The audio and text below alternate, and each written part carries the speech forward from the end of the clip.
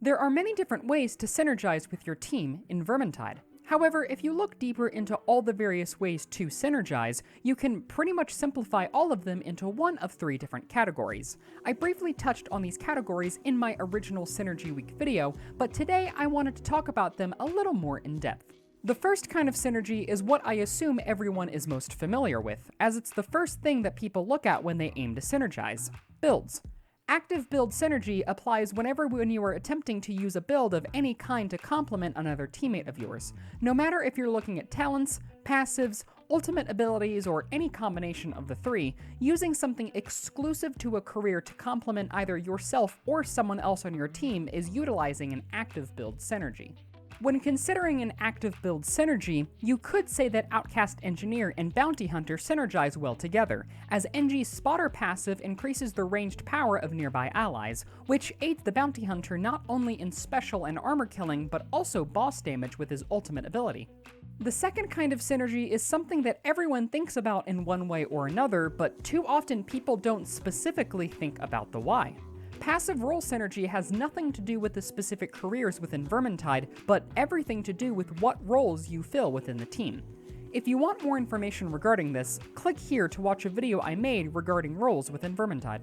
The TLDR version, though, is that in order to have a balanced team composition within the game, you have to have a certain amount of each kind of role: tank, boss killer, special killer, flex, and so on. Having a balance between all of these roles allows your team to synergize well with each other, and some roles synergize better with certain roles over others.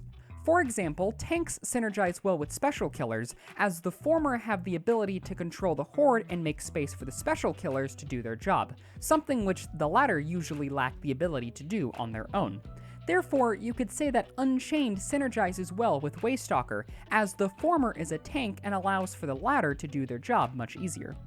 Lastly is the active role synergy. These kinds of synergies is somewhere in between active build and passive role, as the career you play does matter to some extent. Rather than the build you run being important, however, what matters most is how you play your specific career to complement your team. The main difference between active role and active build synergies is that the latter is dependent on the kind of build you run to be useful to your team, while the former is simply enhanced by it. For example, take Shade. If you've ever played Shade, you most likely know the pain of going invisible to stab a boss, only for it to run across the map and force you to run a marathon to catch up to it, but by the time you do so, your ult is already expired.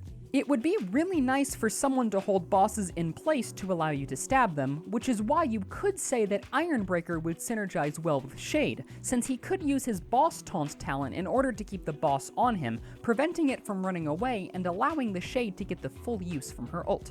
This is an example of an active role synergy, as the Ironbreaker is playing in such a way to specifically aid the Shade in their own style of play.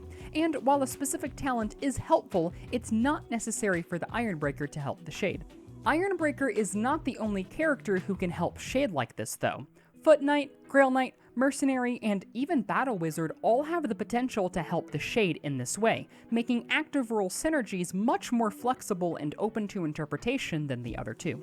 When considering what kind of team you want to run, the more kinds of synergies you work into your team comp, the better. You might think it's difficult to work multiple kinds of synergies into your team, but it actually is surprisingly simple, and in my next video I'll go into some synergies that highlight this, so be sure to subscribe if you haven't already. See y'all next time!